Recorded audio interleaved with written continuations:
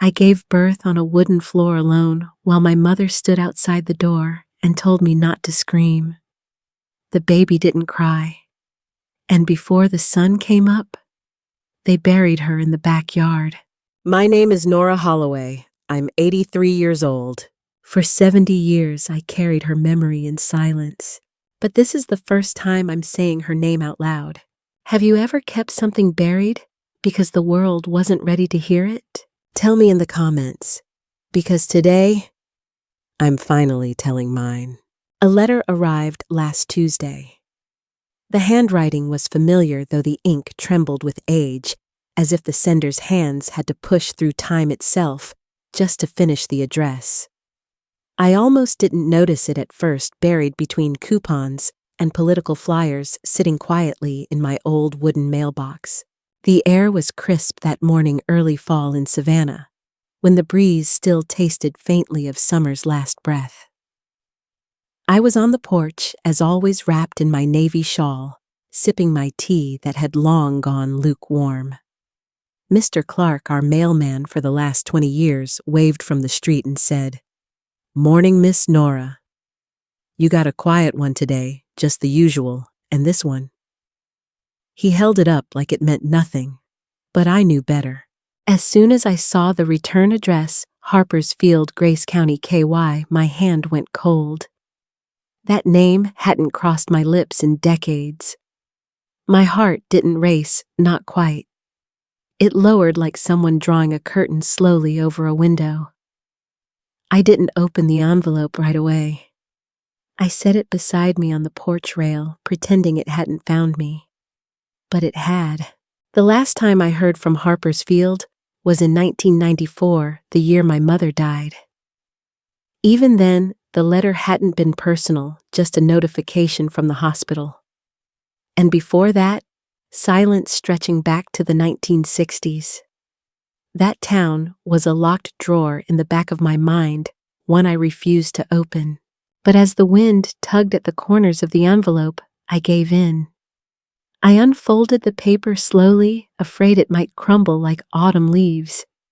It was from Grace Chapel, a Reverend Mayfield, someone I'd never met.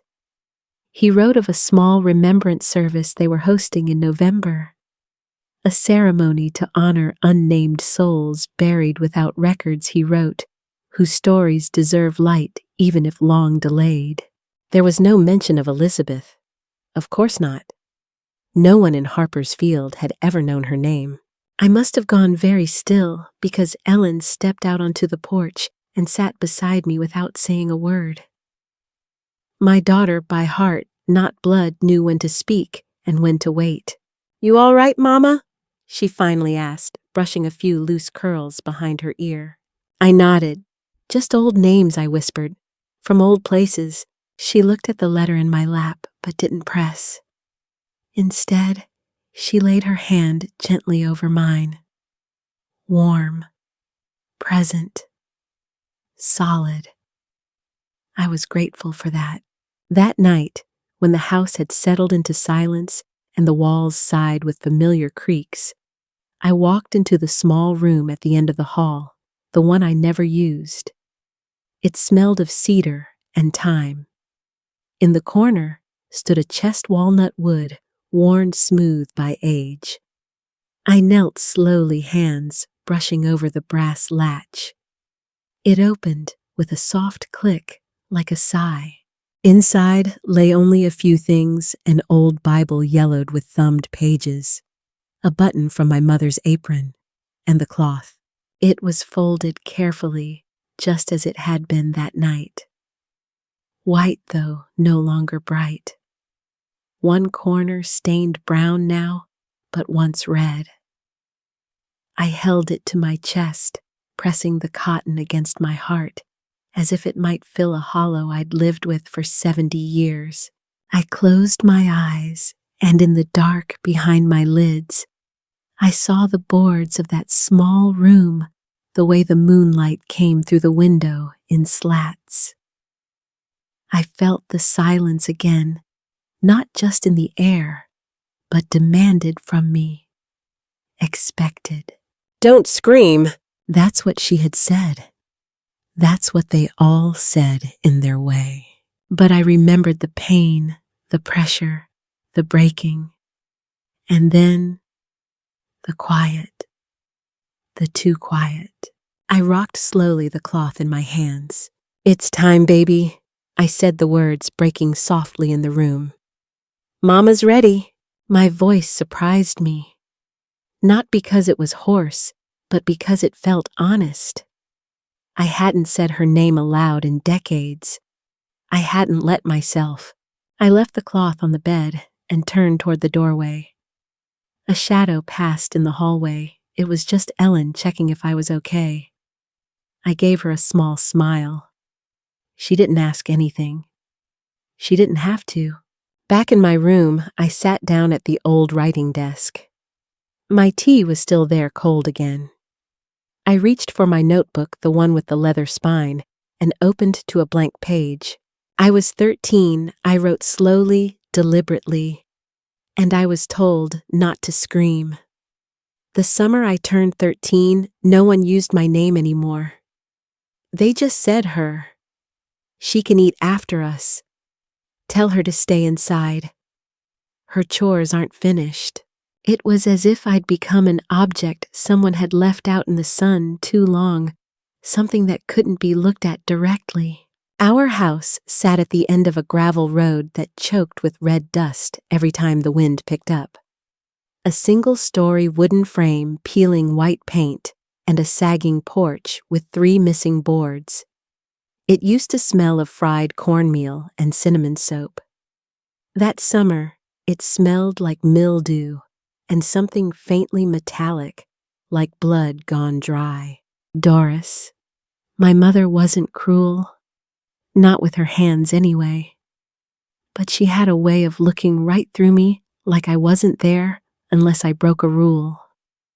And the biggest rule that summer was simple: don't be seen.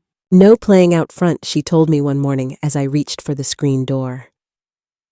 "Afternoons are too hot for girls like you." She said it without looking up from her sewing. Girls like what I asked. She didn't answer, just stitched faster.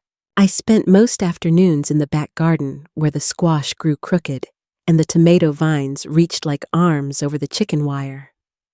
I would lie between the rows and press my face to the dirt, breathing in the cool dampness that lingered below the surface. The sun was too sharp, the cicadas too loud. The world buzzed like it had a secret. Sometimes I'd whisper to the squash blossoms, not words, just breath, just to feel like something was listening. One day, old Jenny from 2 houses down leaned over our fence while hanging her laundry. She looked left, then right, and motioned me closer. She didn't say a word, just pressed a folded scrap of paper into my palm and shuffled off before Doris could see. Later, when I unfolded it, her shaky script said, "Stay warm and silent. The cold will come early." I didn't understand what she meant, not yet, but it felt like a warning stitched inside kindness.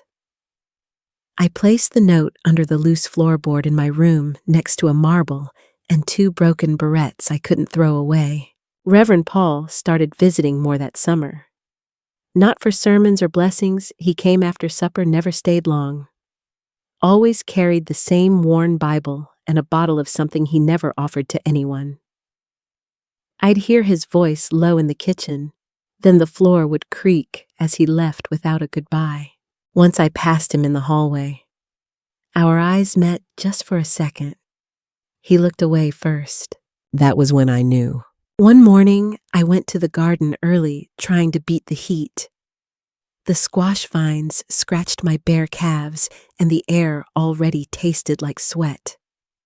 I crouched down to check the roots, but the motion turned my stomach. A sudden wave rose from deep inside me, hot and bitter. I doubled over and threw up into the soil right there between the corn and the rosemary. The sound of the screen door slamming made me flinch. Doris stood with a dish rag in her hand. "If you throw up again," she said flatly, "use the corner. Don't let the neighbors see." She didn't ask if I was sick. She didn't ask anything. That night, I couldn't sleep. The heat pressed on my chest, thick and unmoving. I sat up in bed, listening to the creak of the house, how it moaned when the wind shifted, how the wood groaned like it remembered everything. Through the floorboards, I heard murmurs. Reverend Paul's voice slippery and tense. Doris answered in whispers. I pressed my ear to the wood, catching just one phrase, hushed but sharp. "We must do this clean." Then silence. It was folded twice then, once more, placed on the table like a supper napkin. My mother set it there without a word. No ceremony, no explanation. Just that square of white cotton thinner than I remembered, frayed at the corners and yellowing faintly from years of sun and soap. "You wipe," she said, turning her back to me. "You don't scream." The clock in the hallway ticked louder than usual that night, each second falling heavy and slow like the beat of something dying. I lay on the pallet in the corner, a towel bunched beneath my head, sweat soaking the back of my dress. The oil lamp on the mantel flickered weakly, throwing long shadows against the wallboards. They moved when I did, like they too were afraid of what was coming. It started as a dull ache, low, mean, and steady. I had felt it for days, but tonight it sharpened. It dug its way deeper, folding me in half, until my elbows trembled against the floor. "Mama," I whispered, "please." She didn't answer. She sat at the table sewing a patch onto Pa's workshirt like it was just any evening. Pa was in the next room pretending to sleep. I could hear the way he breathed, too regular, too clean. Not a single creak from the bed frame. He wasn't asleep. He was hiding. Another wave came stronger this time. My body clenched without permission, a current surging through me. I cried out once, a small sound, barely louder than a cough. Doris's head snapped toward me. "No noise," she said. "They'll hear." They meant the neighbors. Or maybe Reverend Paul. Or maybe the night itself. I bit the inside of my cheek and swallowed blood.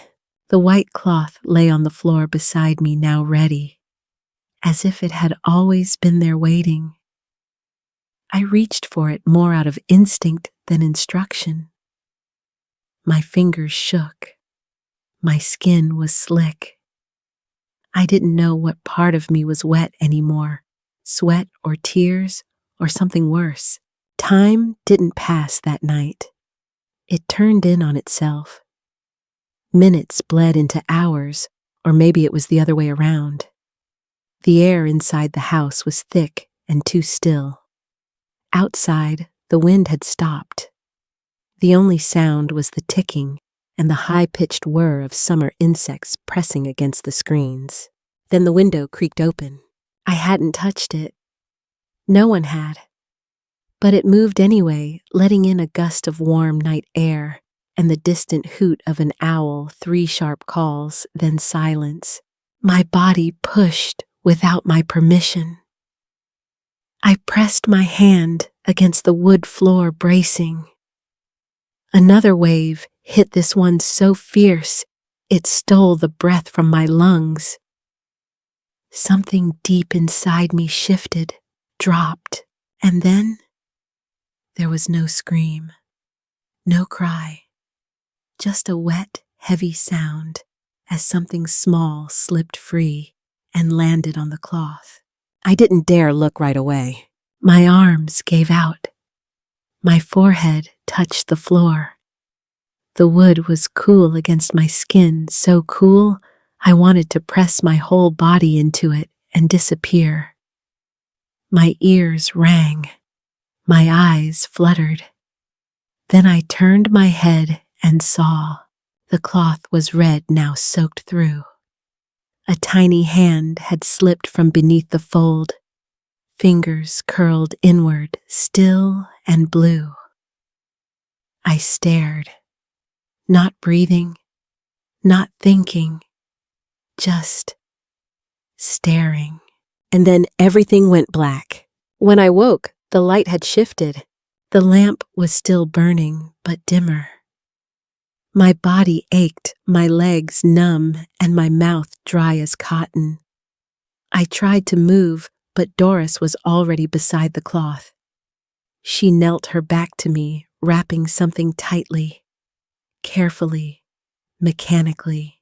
You didn't see anything she said without turning, and maybe she was right. But I did feel everything. The shovel hit the dirt with a sound duller than any church bell. There was nothing holy about it, just a flat, heavy thud that settled in my chest like a secret. I heard it from my bed, though the windows were shut, and the room was still, except for the creaking of the old beams. The kind of sound that doesn't travel through walls, it travels through bone. I couldn't see the clock from where I lay, but I didn't have to. I knew it was just after 3 a.m, maybe a little past. That hour had a weight to it, a stillness too deep for sleep. The air had cooled since sundown, but not enough to be kind. It clung to my skin like wet wool. I rolled onto my side slowly.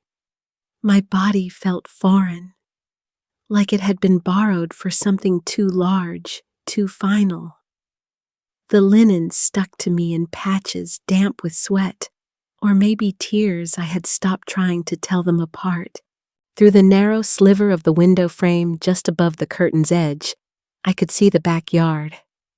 Beyond the garden rows, beyond the shadow of the well pump, 2 figures moved. Mama was one. I recognized her by the way she stood shoulder set, head-low skirt, caught slightly on one heel. In her hands, she carried a cloth bundle.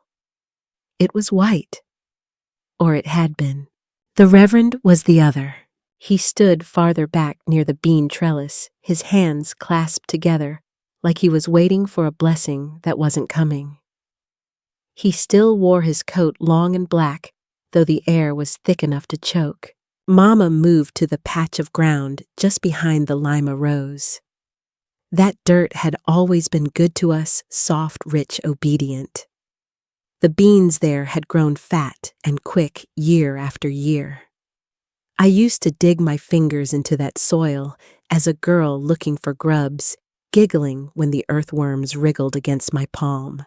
Tonight, that same ground opened not to nourish, but to forget. Mama set the bundle down carefully on the grass. She picked up the shovel, leaning against the fence post. I had never heard a shovel make that kind of sound before. It wasn't the clang of metal. It was more like a thud, quiet, resolute, merciless.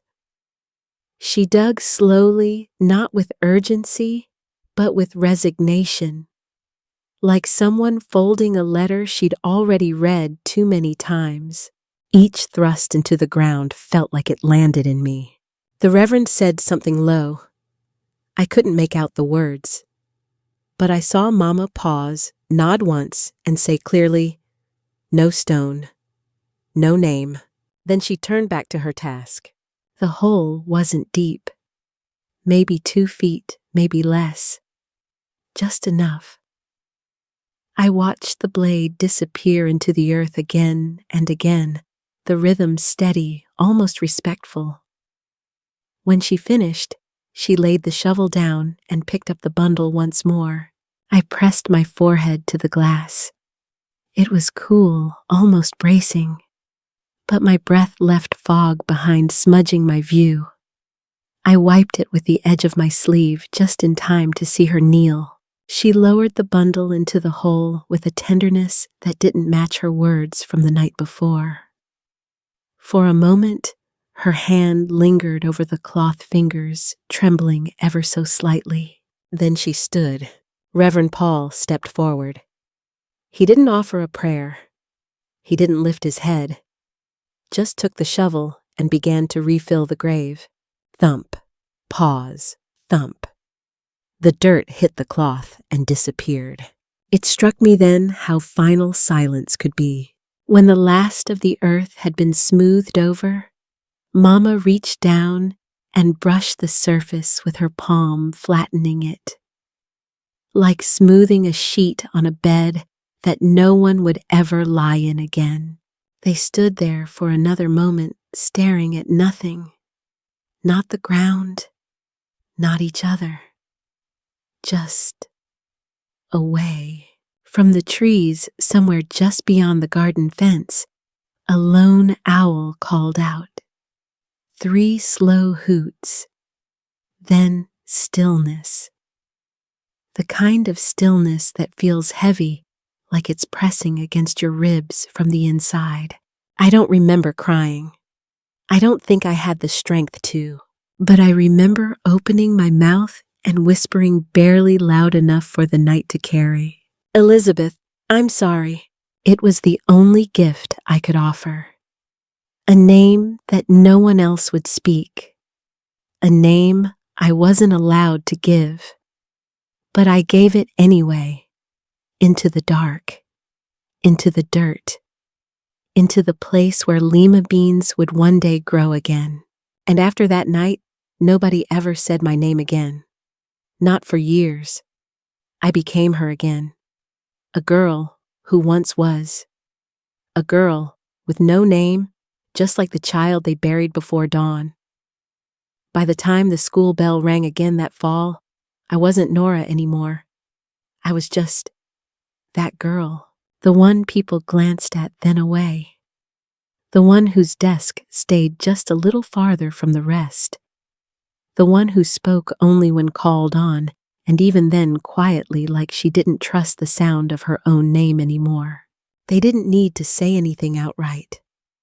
It was in the air, like the scent of spoiled milk in a clean glass, faint but unmistakable. I carried something no one wanted to name. Something heavier than a book bag, something that didn't fit in a locker. Harper's Field. Junior high hadn't changed. The waxed floors still squeaked under wet boots. The air still smelled like pencil shavings and chalk dust. The windows still rattled when the wind came in off the cornfields. But I had changed. Or maybe it was the way they looked at me that made it feel that way. My homeroom was still room 6B. I sat in the 3rd seat by the window where the glass fogged with breath and the trees behind it went gold too early. I used to love that spot. I'd draw spirals in the condensation watch leaves tumble. Now I just watched people not watching me. Mary Jo and Cindy used to sit beside me during lunch. We'd trade sandwiches and giggle at the way Mr. Gilson's toupee never sat straight. That first week back, they didn't even wave. Cindy slid her tray down 2 spaces. Mary Jo didn't look up from her book, but I heard her. Her mama made her bury it herself, she whispered. She didn't have to say who. There was only one her that fall. Even Reverend Paul was different. He took over history class twice a week, while Mr. Harlan recovered from gallstones. He stood at the front of the room in his dark jacket and spoke about manifest destiny and the Trail of Tears. But he never once looked my way. His voice never faltered, but his hands did fiddling with the hem of his sleeve, tugging at a loose thread near the cuff. He never called on me, even when my hand was the only one raised. On Sundays, Mama and I still went to Grace Chapel. Nothing had changed, not on the surface. The pews still creaked. The windows still gleamed with sunlight. The choir still sang hymns too sharp for the old organ to keep up. But when they read the prayer list, my name never came. They called for healing for Mr. Jenkins' knee, for Mrs. Penny's cough, for little Tom's bad dreams. But no one said, for Nora Harmon. No one said, for the girl who stopped being a girl too soon.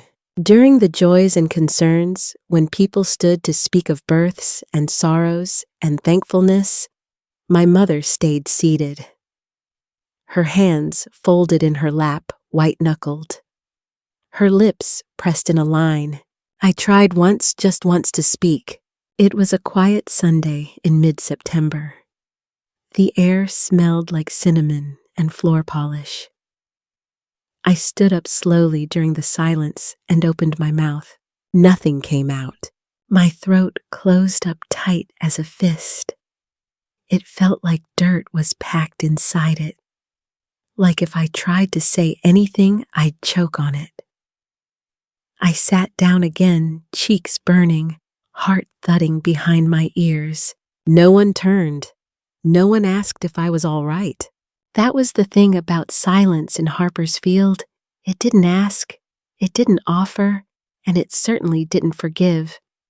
It just kept going, like a hymn sung one verse too long. At recess, I wandered behind the swings near the fence where the wild mint grew. The other kids shouted through rubber balls like nothing had changed. But when I came near, the air shifted. Voices dropped. Games paused. I stopped pretending I didn't notice. I stopped pretending I belonged. That winter, I began sitting on the far end of the church pew, closest to the window. From there, I could see the cemetery across the street, its stones standing like frozen sentinels in the frost. I never looked at the plots, just at the line of trees behind them, where the wind whispered through branches without leaves. And that's when it started, late at night, when the fire had burned down to embers, and the only sound was the tick of our hallway clock. I'd hear it. Soft, thin, a cry, not sharp, not wailing, just present, just enough to pull me from sleep and leave me staring into the dark. But it wasn't coming from outside. It was coming from inside my head, and it sounded like someone who had never learned how to be heard. Behind the woodshed beside the rosemary bush, that's where I went to talk to her. It wasn't a grave, not officially. Just a patch of bare earth where the lima beans never sprouted again. The ground was different there, still tight-packed, reluctant to crack. After the first frost, the rosemary stiffened like bristles on a broom. But the smell remained, sharp, clean, like memory you couldn't quite wash away. No one else went there. Not the cat, not the reverend, not even Mama. Especially not Mama. That winter came early. The trees dropped their leaves like secrets, and the wind cut sharper than usual. I'd pull my coat tight and slip out through the back door after supper when the dishes were drying and the lamps had just been lit. The path was short, but I always took it slowly. Old Jenny, the woman who lived 2 doors down, sometimes stood at her porch rail with a chipped mug in her hand. She'd watch me with eyes soft as wool. She never said a word, never waved, but she saw me. I think that mattered more than I knew back then. I'd crouch by the rosemary bush, my knees pressing into the cold dirt. The bush leaned slightly to the left, maybe from the wind, or maybe from carrying too much silence. That's where I whispered lullabies, just little things. Half songs remembered from church or from Mama's softer days. Rhymes I made up. Phrases like "you would have had my hair" or "your fingers would have fit inside mine." Peanut, the stray cat, would sometimes curl up a few feet away. She was bony and shy, her left ear nicked. I never tried to pet her, but she stayed. We were both keeping watch, I suppose, over something that couldn't be named out loud. One afternoon, I found a smooth stone near the creek. Pale gray flat on one side, like it had been waiting for a purpose. I brought it home in my coat pocket, fingers wrapped tight around it all through dinner. Later that night, under a flashlight wrapped in a scarf to dim the beam, I used a rusted nail to scratch one word into its surface, Elizabeth. The letters were crooked shallow. The S leaned too far left. But it was there. Her name. Real. Carved by me. I tucked the stone beneath the rosemary, covering it with a thin layer of leaves. Not too deep. Just enough to keep it hidden. Just enough so I'd always know where to find it. I started writing her notes too. Scraps of paper torn from the back of old hymnals or the insides of flour sacks. Little messages folded tight, I miss you. It snowed today. I think of you when I hear birds. I'd slip them beneath a small rock or between roots, tucking them in like bedtime prayers. One night, as I knelt in the usual spot, murmuring soft, a sudden gust of wind blew my paper from my lap.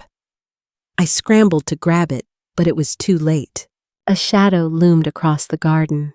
Mama. She stood at the threshold of the back porch, her frame outlined in light, her hands clenched at her sides. "What are you doing out here?" she snapped. Her voice cracked like ice splitting. I didn't answer, just held the slip of paper behind my back like a guilty thing. She came toward me, quick, furious, and snatched the paper from my fist. She read it. One line you would have smiled like Daddy. Her eyes narrowed. Then, without a word, she tore the paper in half. And again. And again. The pieces fell like dry leaves caught by the wind. "I told you," she said, voice low and tight. "You didn't see anything." She turned, stomped back toward the house, and slammed the door behind her hard enough to rattle the windows. I stayed kneeling for a long time. The cold crept through my stockings. My hands curled into fists, then relaxed again. The rosemary bush didn't move. After that night, I stopped writing her name. I stopped scratching it into stones or scribbling it on corners of hymns. But I still said it, inside. Every day, every night, like a secret stitched behind every breath. Elizabeth, Elizabeth, Elizabeth. Some things you bury come back, not as ghosts, but as questions. They arrive quiet like fog rolling in across the fields. First, just a feeling behind your ribs. Then a sentence you didn't mean to think. Then another. Before long, it's a whole conversation you're having with yourself, and you're losing. By the spring of 1952, I had grown taller, but not louder. My hair was longer, my skirt hems lower, but inside, I still walked barefoot through that cold patch behind the woodshed. That never changed. Every Thursday afternoon, I attended Bible study at Grace Chapel. The room smelled like lemon polish and candle smoke. The wooden benches creaked when you shifted your weight too fast. A large crucifix hung over the pulpit, its edges dulled by decades of dust. The air was always too warm, too still, like a breath being held. We were reading from Romans that day. Reverend Paul paced slowly in front of the class, voice steady, eyes cast just above our heads. For all have sinned and fall short of the glory of God. His words settled like lint, light but persistent. I raised my hand. He hesitated. Just a blink. Just enough. Yes, Nora. If all have sinned, I said, then who decides which ones deserve forgiveness? The room went still. Mary Jo glanced at me from across the aisle, brows slightly furrowed. Old Jenny sat 2 rows back, hands folded neatly on her lap. Reverend Paul cleared his throat. The Lord's mercy is boundless. It's not our place to judge. But someone does, I said, quieter now. Because some people stay punished forever. His gaze flicked toward my mother, who sat stiff in the back corner, face carved in stone, then back to me. We mustn't confuse consequences with cruelty, he said. I looked down at my hands, folded tight in my lap. My knuckles were pale like winter branches. I didn't speak again. After class, as we filed out past the vestry, Jenny brushed close. Her voice barely rose above the rustle of her coat sleeve. "Not every silence is sacred, child," she whispered. I turned to look at her, but she was already halfway down the steps, her cane tapping against the stone. That night, I couldn't sleep. I lay staring at the ceiling, tracing invisible shapes with my eyes. My Bible rested on the nightstand, its pages worn soft at the corners. I reached for it not for comfort, but for something else. I flipped to the Book of Ruth. The name always felt kind to me, like a blanket freshly folded. At the bottom margin of the page, I took a pencil stub and wrote in the neatest hand I could manage Elizabeth. I underlined it twice. Then slowly I tore the page from the spine. It made a sound I wasn't prepared for. Like fabric ripping. Like something sacred giving way. I folded the page in half, then half again, and tucked it beneath my mattress. Not hidden. Just waiting. The next day, I kept it with me in my pocket next to the pebble I'd once carved her name into. My steps felt different. Not heavier, not lighter. Just mine. At Bible study, Reverend Paul noticed me scribbling in the margins during his lecture. When he walked past, he glanced down. His eyes met the torn edge at the back of my Bible. Then my eyes. Then the folded paper peeking from my pocket. He didn't say anything, but his face. That look. As if he'd seen a snake in the garden. As if I were holding a match too close to dry wheat. He looked at me like I was dangerous, and I thought maybe I was. Maybe the silence they wrapped me in wasn't made of cloth. Maybe it was made of fear, of the questions I wasn't supposed to ask. But they were there now, like seedlings under frost, waiting for thaw. That night, I walked behind the woodshed again. I pressed the torn page beneath a stone near the rosemary right where the roots bent left. I didn't cry. I didn't whisper. I just stood there breathing as the stars came out like witnesses. And I thought, if silence is sacred, then I must be a heretic. I didn't have photographs, but I had the box, and the box remembered everything. It wasn't pretty. Just a small cedar thing with a crack along one corner and hinges that creaked no matter how slowly you opened them. The lid had once been polished to a shine, but time had dulled it as if it learned to keep secrets too. I started keeping it the summer I turned 15. I lined the bottom with an old handkerchief, one of Mama's, from before her hands began to tremble and her voice turned to ash. On top of that, I laid the white cloth, the one from that night. Still faintly stained, folded in 4, wrapped in a sheet of wax paper I found in the kitchen. I didn't keep it because I wanted to remember. I kept it because I couldn't let the world forget. Each year I added something, a scrap of paper from a hymn book I'd once torn. A tiny pink ribbon I found in the back of a drawer too short to tie anything with. A pebble from under the rosemary bush worn smooth by rain and my fingers. A letter I wrote to Elizabeth on a Sunday night, sealed in an envelope with no address. Dear Elizabeth, it began. You don't know me, but I've known you every day of my life. I never signed it. There was no need. She would have known. I wrote dozens more over the years. Some rambling, some angry, some soft as breath. I burned most of them, but just a few I folded into tiny squares and tucked beneath the cloth in the box. Mama never asked about it. By the time I was 19, her health had turned like milk left too long in the sun. Her eyes grew cloudy, her steps uncertain, but her silence never cracked. Even as she shrank into her nightgown thinner and thinner, she never said the name. Never asked about the bush, the cloth, or the girl who spent hours beside the garden. I cared for her until I was 23. I brought soup in chipped bowls, tucked blankets around her legs, adjusted the pillows each time she shifted with a wince.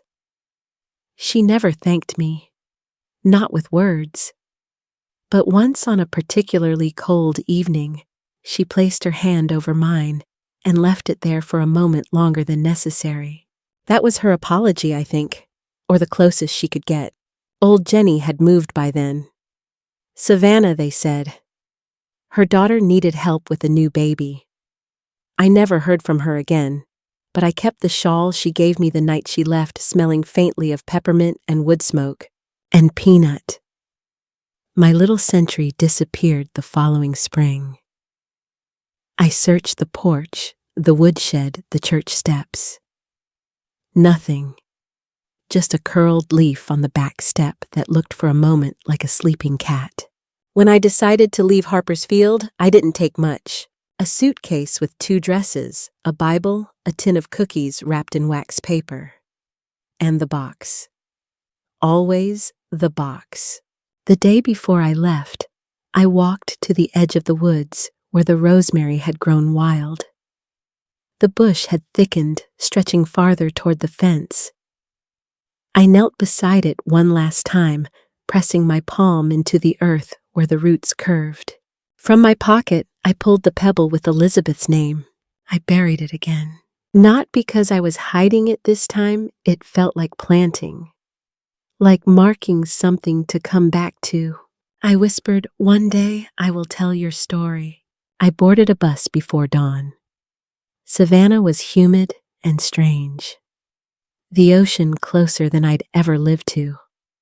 I rented a room above a flower shop and worked evenings wiping tables at a diner off Broughton Street. Years passed. The box followed me from dresser to closet, from top shelf to under the bed. But it never stayed out of reach.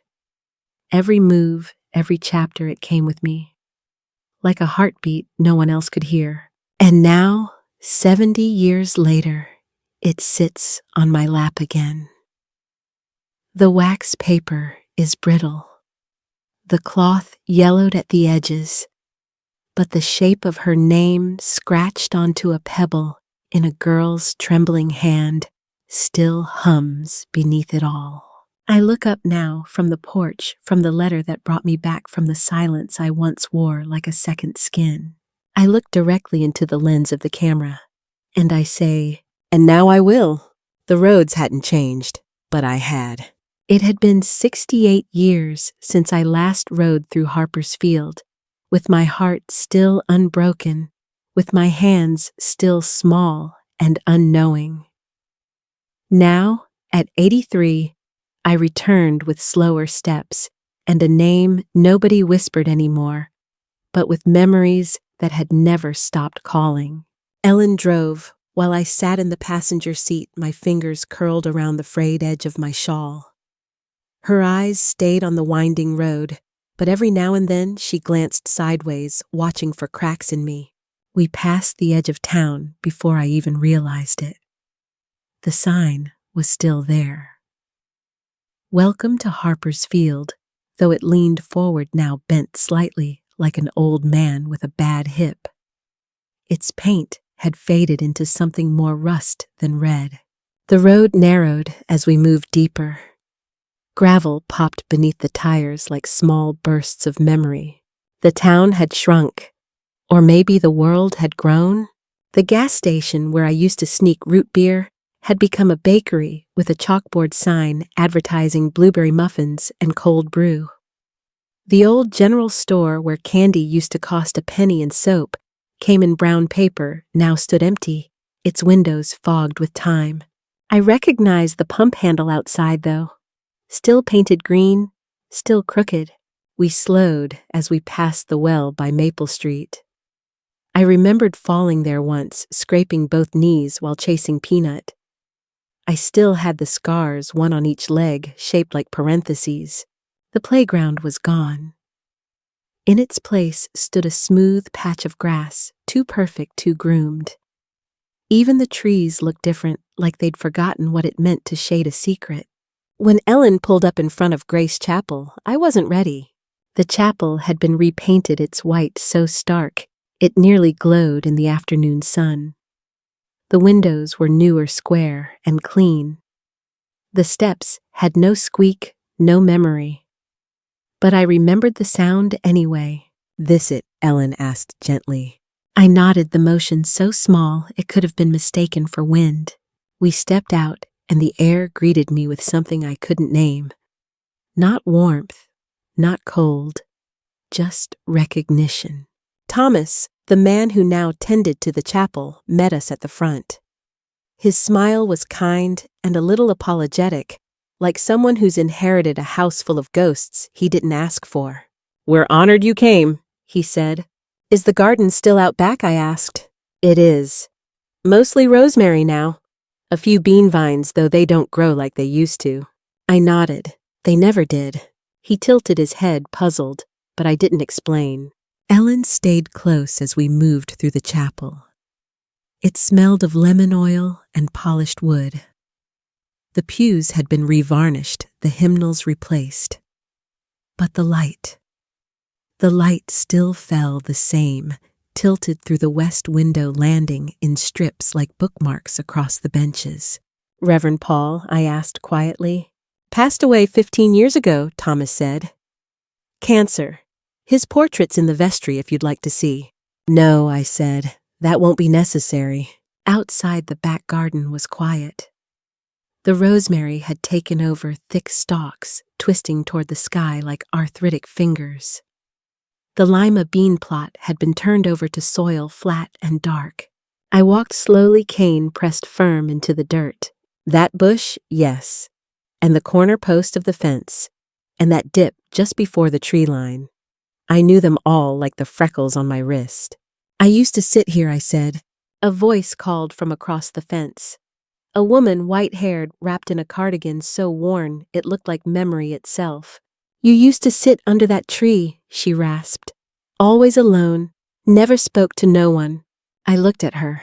I had nothing to say, I answered. She nodded like she understood exactly what that meant. Ellen shifted beside me. "You sure you want to do this?" "Yes," I said. And I stepped into the dirt. No stone had ever marked it. No name. But I knew. I knew the weight of the soil here. The way it resisted, then gave. The rhythm of the shovels, 1, 2, 3, each one landing with a thud duller than any church bell. I reached down. The earth felt warm beneath my palm. "This is where it happened," I said. "Right here, not 6 feet from the back wall." Ellen didn't speak. I closed my eyes and saw it again, not the night, but the morning after. The way the dew had settled on the fresh turned ground. The way silence wrapped itself around the house like fog, thick and unmoving. "I remember," I whispered, and then quieter. "I still remember where every shovel went. I brought flowers, the kind she never got. I'd picked them up that morning from a roadside market, small white daisies, a sprig of rosemary, and a few marigolds so golden they looked lit from within. The woman behind the counter wrapped them in brown paper and tied the bundle with twine. She smiled as she handed them over, not knowing what they were for. I didn't tell her. The walk behind the chapel was slower that afternoon. My knees didn't like the slope, but Ellen stayed close, her arm never more than an inch away. The wind tugged at the edge of my coat. Leaves danced around our feet, crisp and red, spinning like they were glad someone had finally come back.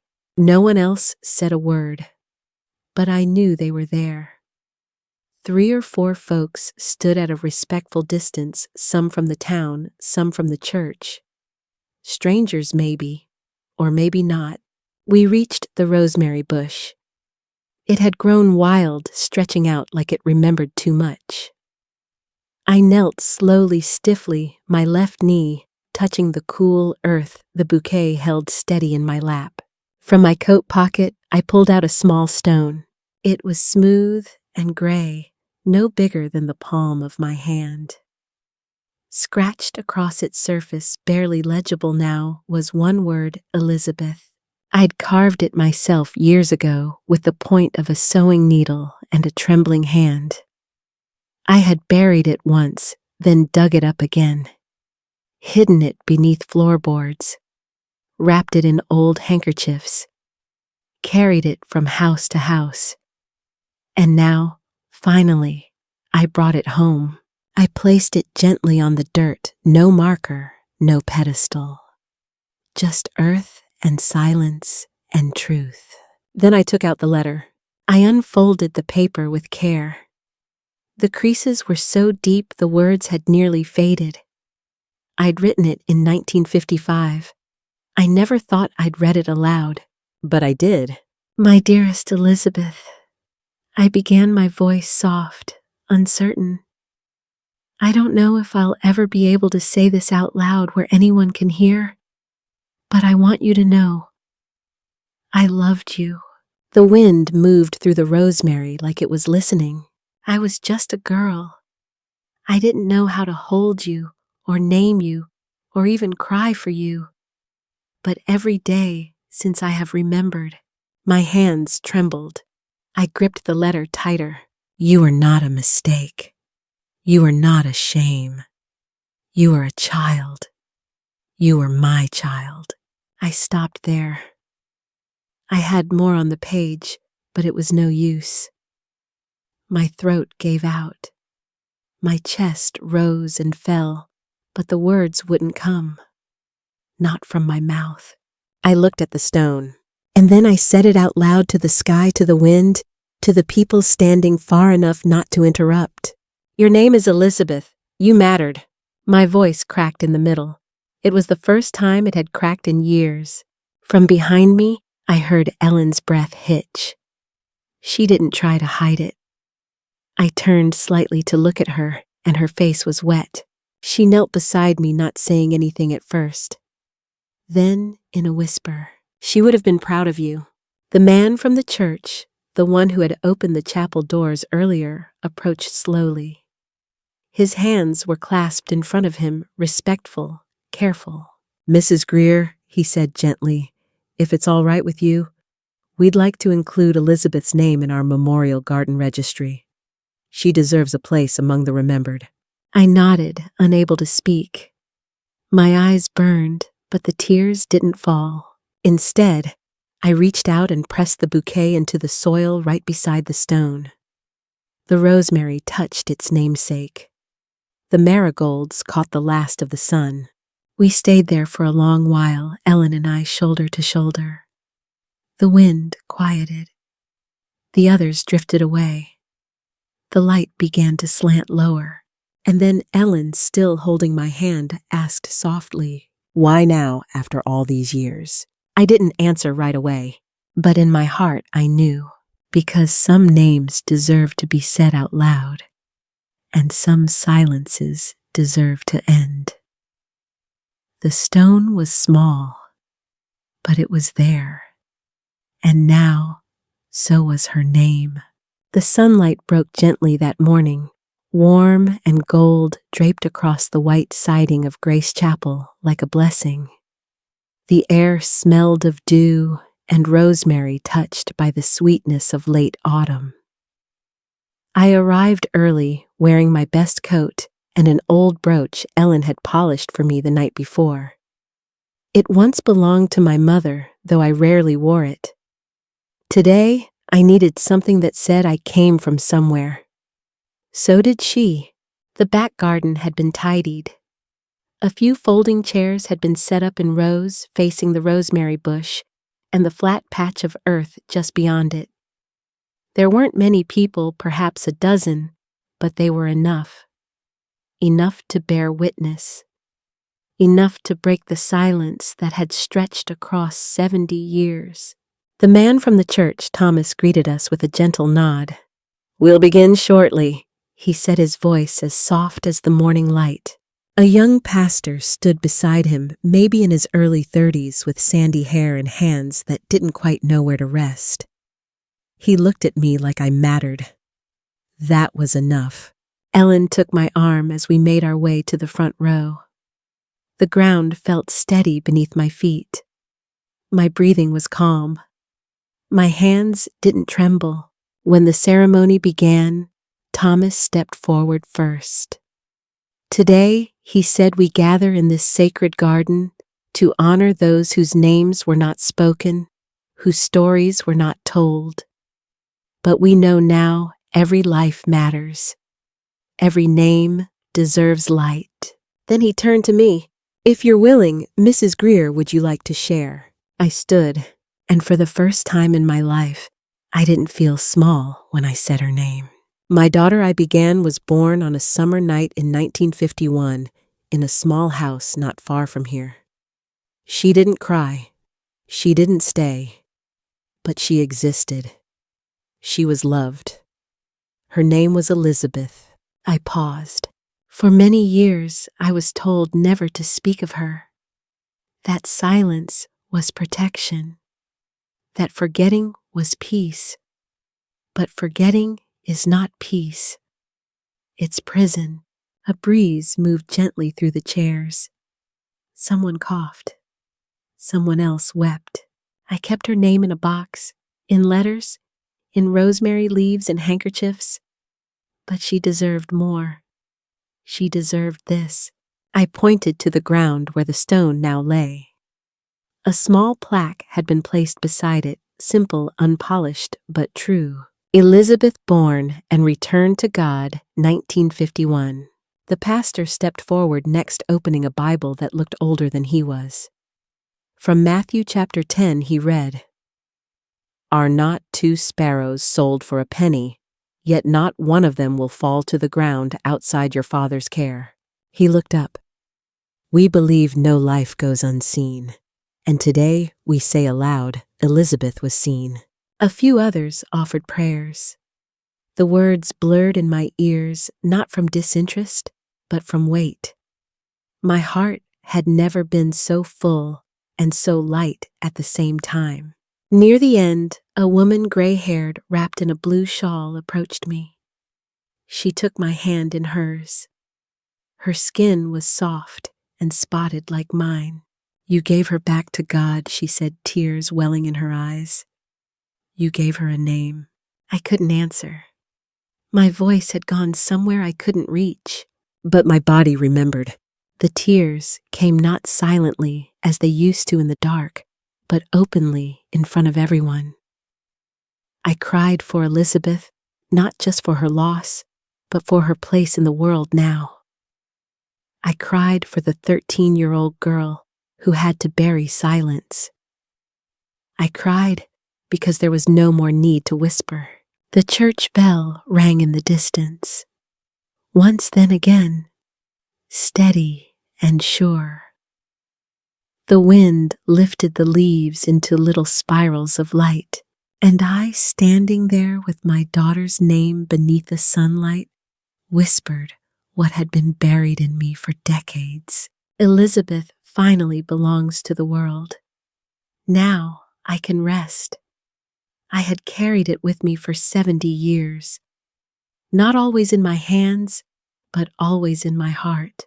The afternoon sun slanted through the window panes, casting golden stripes across the floorboards. Savannah light has a way of making everything look older, but softer, like it forgives the dust. I had set the box on the coffee table, the same one we'd had since Ellen was a child. Its surface bore faint scratches, water rings from years of teacups and photo albums, but today it cradled something different, something sacred. Margaret sat beside me, her legs tucked under her like she used to do when she was little. 17, now taller than I expected, but still with that quiet wonder in her eyes. Ellen stood just behind her, hands gently resting on her daughter's shoulders. The box itself was no bigger than a bread loaf, old cedar wood, its hinges loose corners softened by time. I had kept it beneath my bed, behind linens, inside luggage, beneath coats. For years it traveled wherever I did, mostly unopened. But I always knew where it was. I always felt its weight, no matter how far it was tucked away. I looked at Margaret and said softly, "Would you like to see it?" She nodded, not speaking. Ellen gave a small, almost imperceptible nod of encouragement. I opened the lid. The first thing inside was the handkerchief white once, now yellowed and fragile. Its corners frayed, a small pink thread still clung to one side, where I had once tried to embroider an E, but never finished. I lifted it carefully and laid it on my lap. Beneath it was the folded page from a torn Bible, the one with Elizabeth's name written across the top in pencil, still faintly visible, though the graphite had begun to fade. The page curled at the edges, but I could still make out the verse below her name. He heals the broken-hearted and binds up their wounds. There was also the smooth gray stone. I traced its familiar grooves with my thumb. The name carved there, Elizabeth, looked just as I remembered. Each letter scratched by a young girl who didn't know how to mourn. I laid the stone gently next to the cloth, and finally, there was the letter. Folded so many times, its edges were worn soft. I hadn't read it in decades, but I didn't need to. Every word lived in me. I placed it in front of Margaret. She looked up at me. "Who was she?" she asked, her voice not fearful, just curious, open. I breathed in slowly. The room was quiet. A bird chirped once outside the window, then fell silent as if listening. "She was your aunt," I said. "My daughter. Her name was Elizabeth." I told them everything, not with tears, not this time. The story came out steady, my voice sure, my eyes dry. I told them about the summer of 1951, about the silence, the rosemary bush, the night no one came to help. I told them about the stone, the garden, the service just days ago. Ellen sat on the edge of the sofa, one hand pressed against her heart.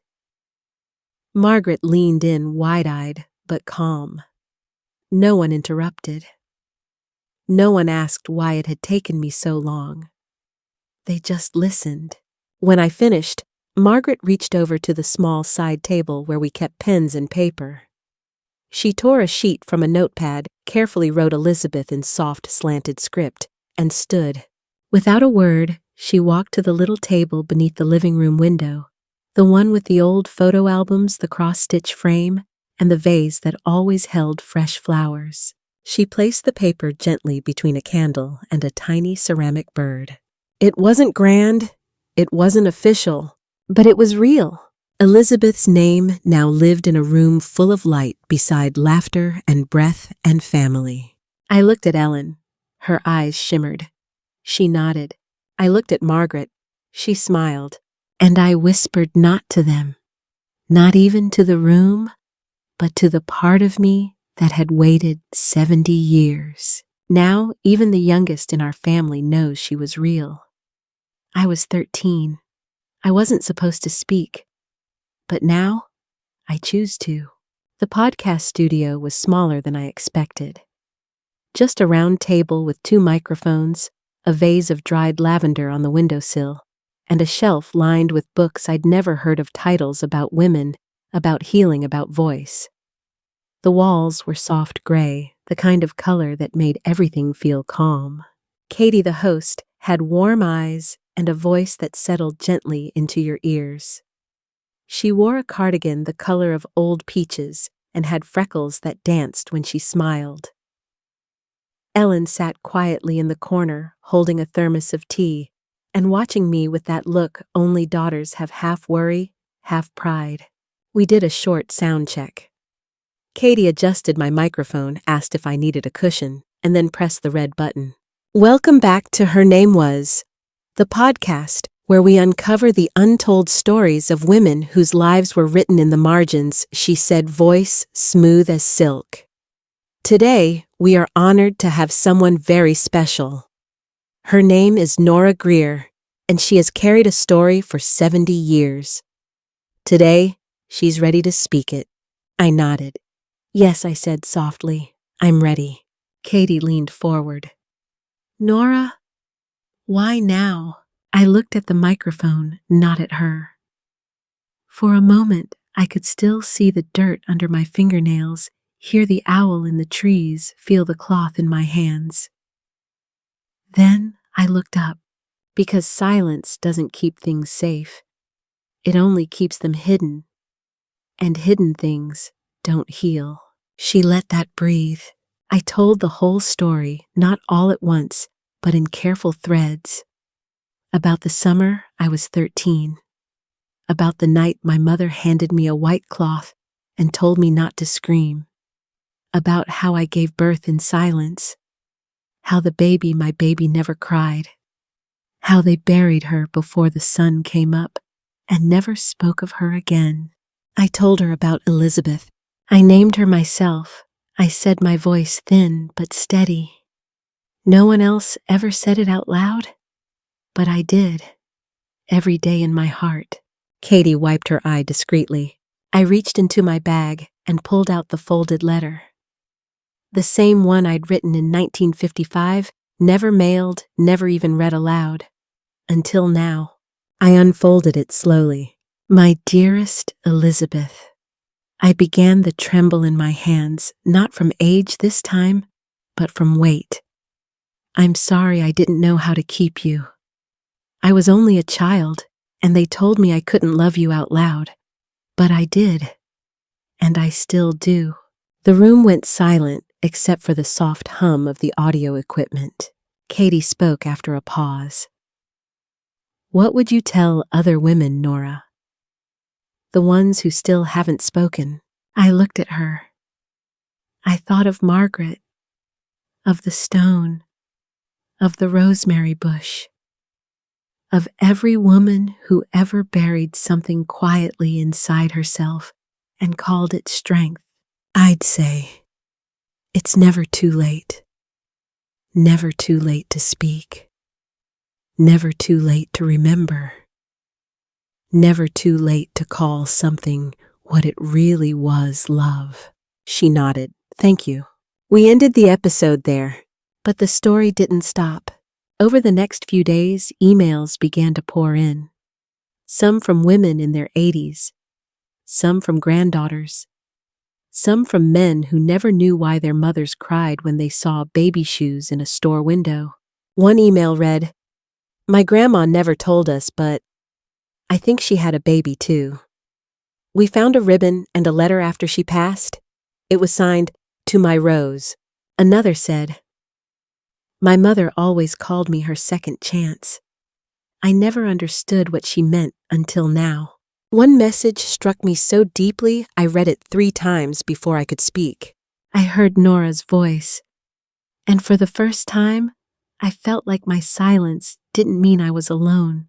Katie printed the message, handed it to me in the studio the following week. "What would you like to say to her?" she asked. I held the paper gently, imagining the woman behind the words, her hands, her memory, the ache she had carried.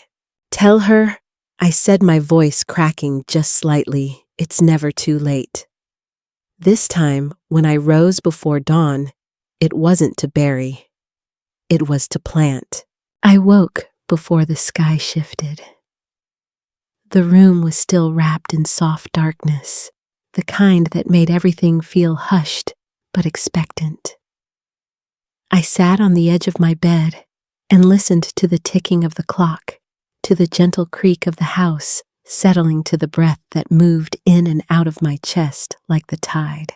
The same breath that had once carried silence for decades.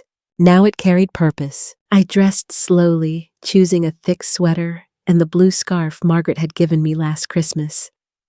As I passed by the mirror in the hallway, I didn't pause. Not because I didn't care how I looked, but because I knew who I was now.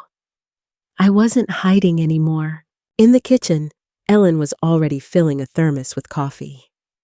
Margaret stood at the back door, bundled in a jacket far too big for her, rubbing her hands together. The box sat quietly on the table. The same wooden box that had once lived beneath my bed, then inside a closet, then in the far corner of a locked trunk. It was open now. I picked up the stone, inside smooth, small, with edges softened by time, and by all the times my fingers had rubbed across the name carved there, Elizabeth. Together, the three of us stepped outside. The grass was wet with dew glinting under the faint silver of the fading moon. The air was crisp but not biting, the kind of cool that reminded you spring was coming even if it hadn't quite arrived. We walked to the back of the yard to the spot I had chosen. A patch of earth near the rosemary bush, now overgrown wild fragrant. That bush had once marked a grave no one was supposed to visit. Now it marked a beginning. We knelt. Ellen handed me the small magnolia sapling, its roots still bound in burlap. Margaret held the trowel and began to dig. I knelt beside her and helped through my joints didn't move the way they used to. It didn't matter. The earth gave easily. I placed the stone into the hole first. The name facing up, not hidden. Then gently, reverently, we set the sapling on top and covered it with soil. No words were spoken for a while. There was only the sound of hands patting down the dirt, the call of a robin somewhere high in a tree, and the slow shifting of wind through early leaves. Margaret knelt beside me and asked softly, "Will it bloom every spring?" I smiled and said, "That's the plan." I sat back on my heels and looked at the tree. It was small, still new to the world, but it stood straight, its thin branches reaching out like arms, learning to stretch after sleep. In a few weeks, the blossoms would come white, delicate, fragrant. But for now, the promise was enough. I reached into my coat pocket and pulled out the final letter I had written to Elizabeth. Not the old one, not the yellowed page I had written at 15 and never mailed. This was new. I had written it last night, with steady hands, with a clear heart. I folded it twice and placed it beneath a smooth stone beside the tree. No one else would read it. It wasn't for them. It was between mother and daughter. The sun began to rise. A single shaft of light spilled through the trees, catching the dew on the magnolia leaves. It touched the stone, the letter, my hands. I closed my eyes and whispered, "Thank you," not just to her, but to the earth, to the silence that had finally broken, to the breath that no longer trembled. We walked back toward the house slowly. I looked once over my shoulder back at the little tree. It stood alone, but not unloved, not unknown, not anymore. Inside, Ellen poured coffee. Margaret placed a new photo on the mantel, one she had taken just moments before, of the tree, the rosemary, the morning light. Underneath, she had written Elizabeth's Magnolia, planted with love, 2025. I stepped into the study. The small webcam sat on the desk, red light blinking softly. I sat down, wrapped my scarf a little tighter, and looked directly into the lens. The camera didn't scare me. Not anymore. "My story is yours now," I said. And this time my voice didn't shake. The morning light touched my hands just as it did that little tree. And for the first time in my life, I didn't feel like I had to hide them. I kept Elizabeth in silence for 70 years, not because I wanted to, but because no one gave me the space to speak her name. Now she rests beneath magnolia blossoms, and her name lives in the hearts of those who heard our story. If you're listening and you've carried something unspoken, know this pain doesn't make you unworthy. Silence doesn't make you invisible. And time doesn't make it too late. Even after all the years I've learned, some stories don't fade. They wait for the moment we're ready to tell them. So now I pass the story to you. Did this story bring back a memory, a feeling, a name you've held quietly in your heart? Share it in the comments. Let someone else know they're not alone.